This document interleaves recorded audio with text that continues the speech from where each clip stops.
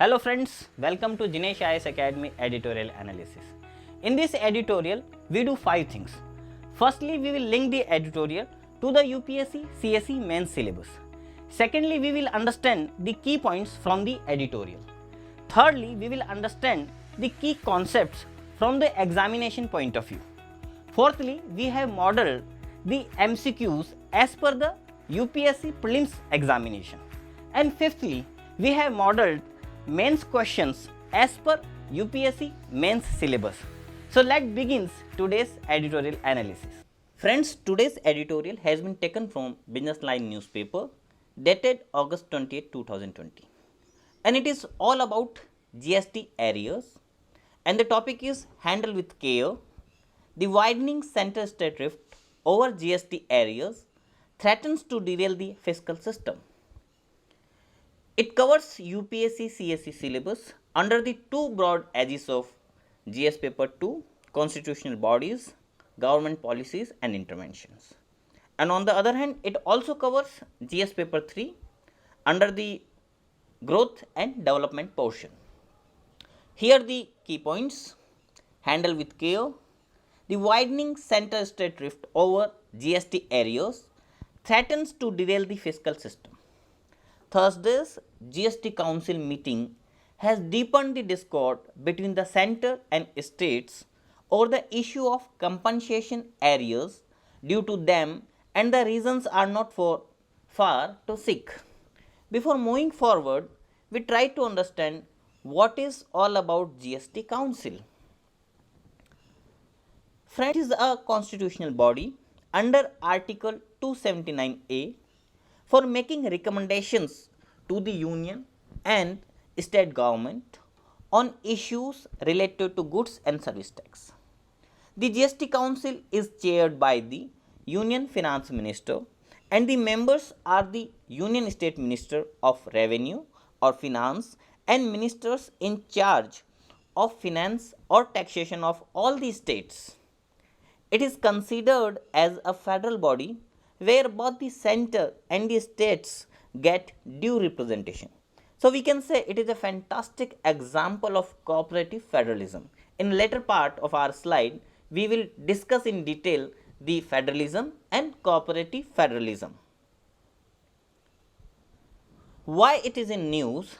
Recently, the 41st GST Council meeting was held to discuss the issues of compensating states on account of revenue loss due to implementation of GST and fall in cess collections.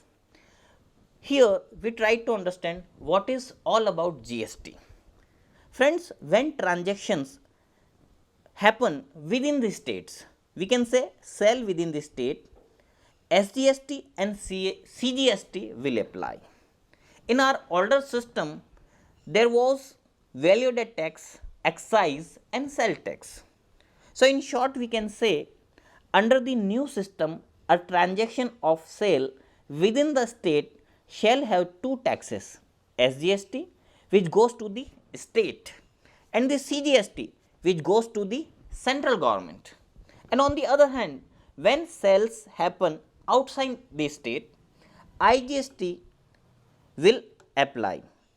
In our older system, CST and excise was there. So in short, we can say under the new system, a transaction of sale from one state to another shall have only one type of tax, the IGST, interstate goods and services tax, which goes to the center. Next friends, again we are on the point, on key points.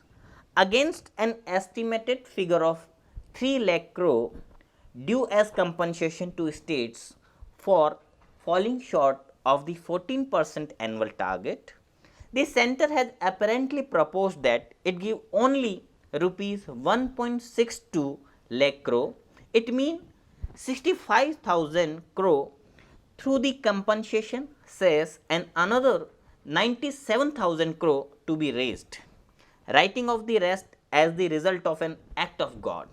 Friends, here I will nominate this act of God is badly trolled on various social networking channels. there can be no arguing against the general principle that a 14% annual increase written into the GST act as a compensation to the states for transiting into the new system and foregoing their revenue gathering powers was never really on the cards this year following the COVID 19 outbreak.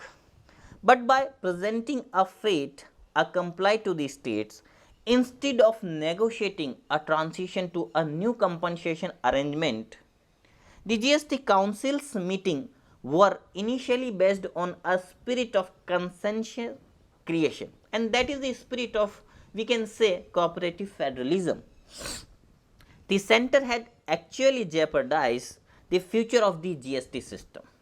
The centers offer that it will assist the states in getting loans at government security rates, giving them two broad options on the extent of loan that they can take does not seem to have gone down well with some states.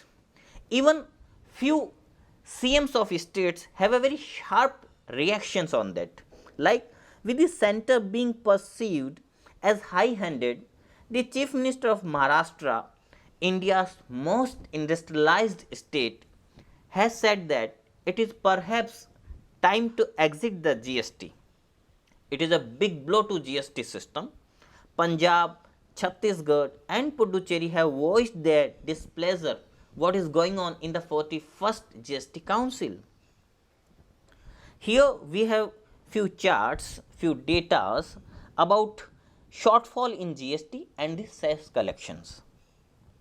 We can see in 2017-18 the compensation cess collected was 62,612 crore and the release was, it was less as compared to cess collected, it was 41,146 crore. So balance amount is 21,466 crore. And in this way, if we will move forward in this tally, we can find in 2020-21 the cess collected was 21,355 crore. It is very lesser as compared to even 2017-18 and the compensation released was 65,546. But the still gap was, the negativity in that tally is a loophole of 44,191 crore. So at the last we can say with this tally 21,973 crore was the gross negativity which central failed to give to the states. Even here we can notice that taking into account the amount of 33,412 crore transferred from the Consolidated Fund of India to compensation cess fund as part of an exercise to apportion balance of IGST. And on the second tally, it is all about the shortfall. Protected revenue was 6,38,339 crore, and with this at the end we can see estimated compensation shortfall is 96,477 crore. Friends, we can utilize all these figures in UPSC or state services mains examination in economic segment. If you will put this tally in front of the examiner, then we will create a very fabulous impact on them. Here we can say the economic slowdown had reduced both GST and cess collections in financial year 2019-20, resulting in a 40% gap, and that is shortfall between the compensation paid and cess collected. The central government paid over rupees 1.65 lakh crore in 2019-20 as GST compensation by utilizing the excess cess amount collected during 2017-18 and 2018-19. The state's GST revenue gap in 2020-21 is expected to be about rupees 3 lakh crore. It is very massive amount, while cess collections are only projected to reach rupees 65,000 crore, leaving a shortfall of rupees 2.35 lakh crore, right. So we have a infographics to understand that today the Honorable Finance Minister put blame that the fall of GST revenue due to COVID 19 as an act of God. It is not their responsibility.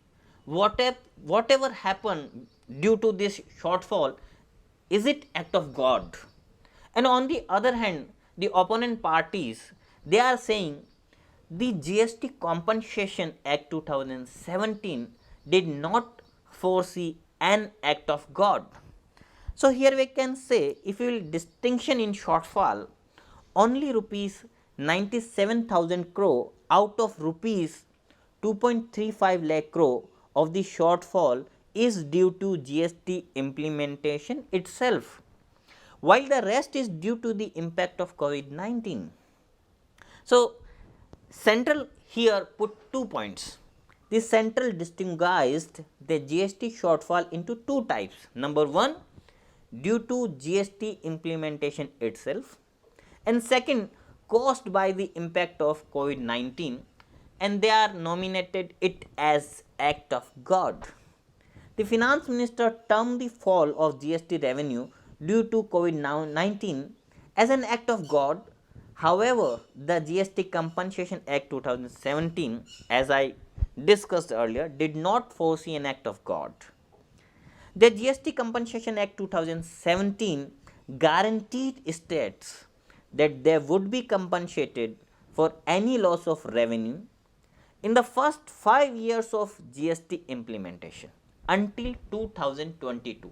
That magical figure is very important in this present conflict between the state and the central government. 2022, using a cess levied on sin and luxury goods. Here we can say sin goods are goods which are considered harmful to society and individuals. Example of sin goods are alcohol, tobacco, candies, drugs, soft drinks, fast foods, etc., etc. Right. With this slide, we will discuss what kind of offers shared by central government to states to meet out the lacuna in the GST shortfall. So, you can saw states can get rupees 97,000 crore at a reasonable rate of interest. So, we can say a special window could be provided in consultation with the Reserve Bank of India, so that the states can get rupees 97,000 crore at a reasonable rate of interest. The amount can be repaid after 5 years of GST implementation ending 2022 from cess collection. And the second bit is, the another option is that this entire gap of rupees 2.35 lakh crore can be met by the borrowing by the states in consultation with Reserve Bank of India. The states have been given 7 days to decide which option they want, right? And one more thing here is, also states choosing the first option would get 0.5% relaxation in states borrowing limits under the Fiscal Responsibility and Budget Management Act 2003. So, these are 2 offers, and first offer also have a sub offer. Next, we have a key points. Ironically, the GST came into being as a showpiece of cooperative federalism, a product of nearly 2 decades of arduous negotiation between disparate political forces. It took a constitutional amendment to create the GST Council and a new indirect tax architecture, all in order to assure simplicity and uniformity in indirect taxes across regions. This effort should not go in vain if there will be any dispute. We have a map which shows all about the world, how many countries utilizing federal state concept and how many countries utilized unitary states concept. Friends, federalism is derived from the Latin word foedus, which means agreement. In fact, federation is an agreement between two types of governments sharing power and controlling their respective spheres. Thus, a federation is a system of national and local governments combined under a common sovereignty, with both national as well as federating units having autonomous spheres assigned to them by the constitution. Further, we have a Venn diagram which shows how power is shared between the central government and the state government in the wake of a perfect or fabulous federalism. So, in the blue sphere, we can show to declare war, create and maintain armed forces, establish foreign policies, regulate interstate and foreign trade, make copyright and patent laws, establish postal offices, and coin money. It is under the jurisdiction of the central government. And on the other hand, in red sphere, we can show establish local governments, establish maintain schools, regulate trade within states, conduct elections, provide for public safety are the works done by state governments. But there are common things on which central government and state government mutually took decisions, like raise taxes, provide for public welfare, criminal justice, borrow money, charter banks, build roads, right. So, we can say it is an perfect example of cooperative federalism. Here we have a difference between federal and unitary, right. And before moving forward, we can say India opted for quasi federal structure after independence. The term federal has not been mentioned in the constitution, but the working of Indian democracy is essentially federal in structure. However, it is the practical working style of federalism which brought the concept of cooperative federalism and competitive federalism in India.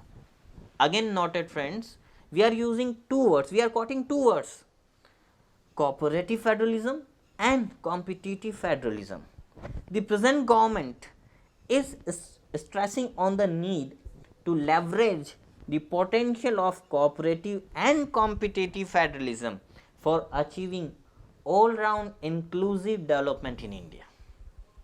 Further, we have a chart, a bifurcation between federal system and unitary system. Here you can show dual government in the wake of federal, central plus regional governments or state governments, written constitutions, division of powers between central and state governments, supremacy of the constitution, rigid constitution, independent judiciary, bicameral legislature. So, we saw the beauty of federal system, and on the other hand unitary system, single government, central only, regional government may be formed by central, written constitution in terms of France when you are taking example of France, and unwritten constitution in terms of Britain constitution. No division of powers, supremacy of constitution not guaranteed like Britain, flexible constitution in terms of Britain, rigid constitution in terms of France, judiciary may or may not be independent, bicameral in terms of Britain, unicameral system in terms of China legislature. In terms of federal, you can show India, US, Switzerland, Canada have a federal system, and on the other hand Britain, China, France, Japan have a unitary kind of concept, right. We have a one more chart. Here we can show a lake cake federalism and a marble cake federalism. In terms of layer cake federalism, programs and authority are clearly divided among the national, state and local governments. Like there are layers. And on the other hand, in marble cake federalism, programs and authority are mixed among the national, state and local governments. So we can say cooperative federalism, also known as marble cake federalism, is a concept of federalism in which federal, state and local governments interact cooperatively and collectively to solve common problems rather than making political or policies separately but more or less equally, such as the dual federalism of the 19th century United States, or clashing over a policy in a system dominated by the national government. These are the beauties of marble cake federalism which India tend to follow. Again we have a infographics which is all about cooperative federalism. Here we can show our honorable PM and on the other hand our national bird peacock. They have a conversation, right?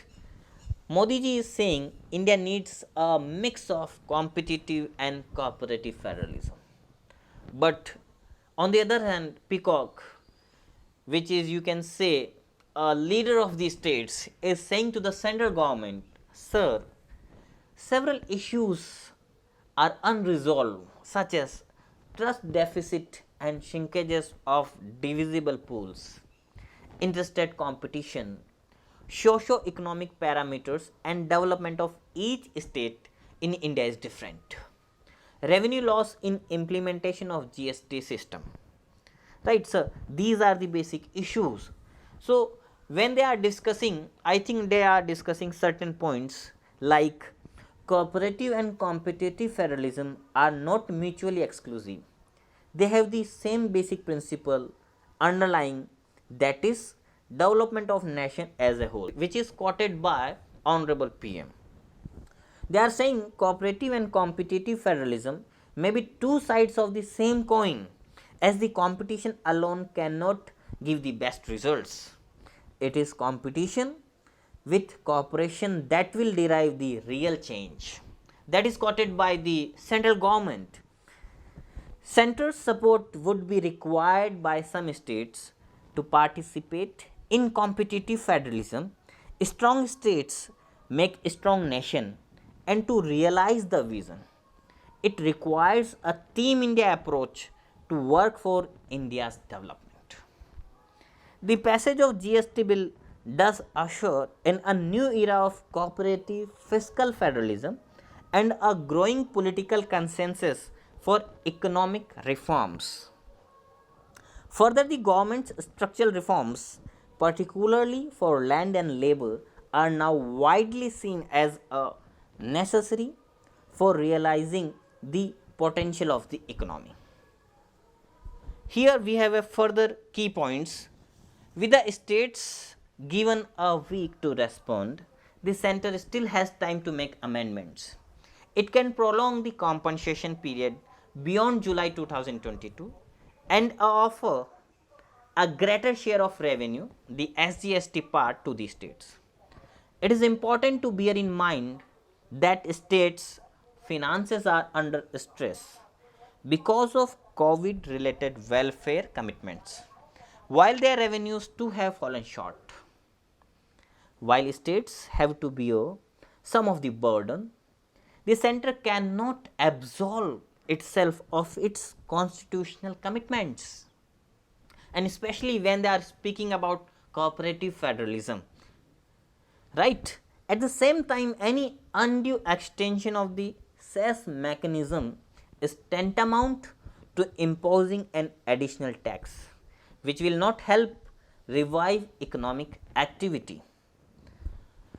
So, in that sphere, a way forward is, in the red words, the GST Council can consider increasing the cess or including more products under the cess, or compensation levy can be extended beyond 5 years to meet this GST shortfall. So, merely speaking a act of God is not sufficient, and even the states will not satisfy. So, these are certain ways which central government will have to implement to show its sincereness, right. Again we have an infographics. Here we can show central government, state government, and the central government is using FRBM Act as an greed or as an benefit in terms of economy. How it will impact the economy? Above all, the central needs to invest time and energy in statecraft, in reaching across to states and bridging an alarming trust deficit. It is not fiscal deficit, it is, friends, trust deficit, right. It should reconsider conditionalities for the states to exceed the FRBM limit by more than 0.5% of the state's goods and services tax, or not this SGDP, right, states gross domestic product, right, a move that arguably goes against the federal spirit. The GST Council should arrest the imminent slide into chaos in these unprecedented times. Here we have one more concept for the sake of prelims examination. What is FRBM Act all about? It was enacted in August 2003. It aims to make the central government responsible for ensuring intergenerational equity in fiscal management and long-term macroeconomic stability. The Act envisages the setting of limits on the central government's debt and deficits. So, it has one more subpoint. It limited the fiscal deficit to 3% of the GDP. To ensure that the states too are financially prudent, the 12th Finance Commission's recommendations in 2004 linked debt relief to states with their enactment of similar laws. It has one more subpoint, 4.1. The states have since enacted their own respective financial responsibility legislations by their own, which sets the same 3% of gross state domestic product GSDP cap on their annual budget deficits, right. Furthermore, we have a chart which shows various kinds of deficit trends as percent of GDP, like fiscal deficit, revenue deficit, effective revenue deficit, and primary deficit. The old data are latest one. An aspirant can utilize this chart in his mains answer writing to put a fabulous impact on the examiner. Before moving forward on FRBM Act, we try to understand what is revenue deficit. Friends, in short, revenue deficit is equal to revenue expenditure minus revenue receipts. The revenue deficit includes only such transactions that affect the current income and expenditure of the government. When the government incurs a revenue deficit, it implies that the government is dissaving and is using up the savings of the other sectors of the economy to finance a part of its consumption expenditure. And on the other hand, fiscal deficit. In short, fiscal deficit is equal to total expenditure minus revenue receipts minus non-debt creating capital receipts. This formula which I narrated is very important for CSE, CDS, NDA written examination point of view. It includes the total borrowing requirements of the government from all sources. From the financing side, gross fiscal deficit is equal to net borrowing at home plus borrowing from RBI plus borrowing from abroad. So, we can say the gross fiscal deficit is a key variable in judging the financial health of the public sector and the stability of the economy. Friends, at last, the primary deficit. Primary deficit is equal to fiscal deficit minus interest payments, or we can say primary deficit equals fiscal deficit minus interest payments. This indicates the gap between the government's expenditure requirement and its receipts, not taking into account the expenditure incurred on interest payments on loans taken during the previous year.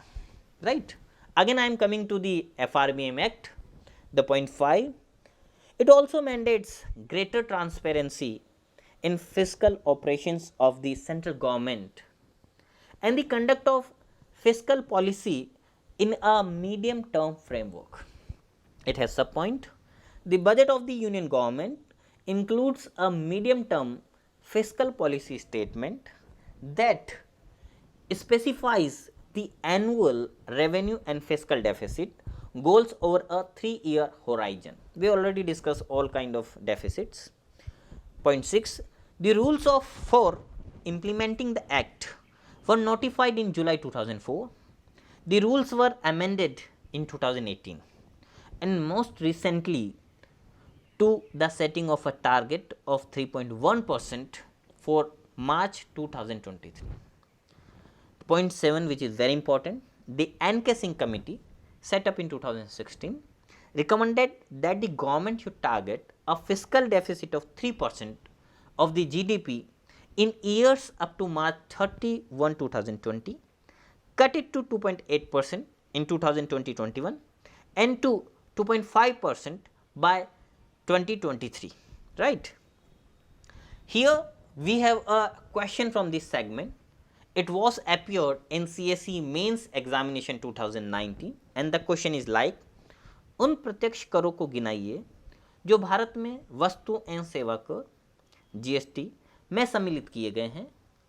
Bharat में जुलाई 2017 से क्रियान्वित GST के राजस्व निहितार्थों पर भी टिप्पणी कीजिए। 150 शब्दों में इसका उत्तर हमें देना है।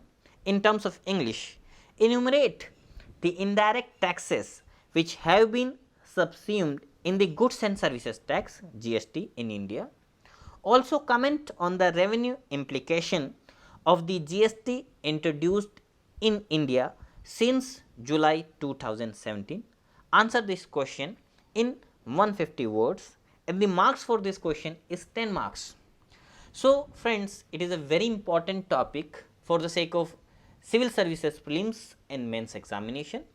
By any type, examiner can ask a question on that. So presently it was in news because of rift between the central government and the state government over the lacuna, right, and the finance minister is saying it's all about an act of God. So here we sum up our topic. Thank you very much, friend.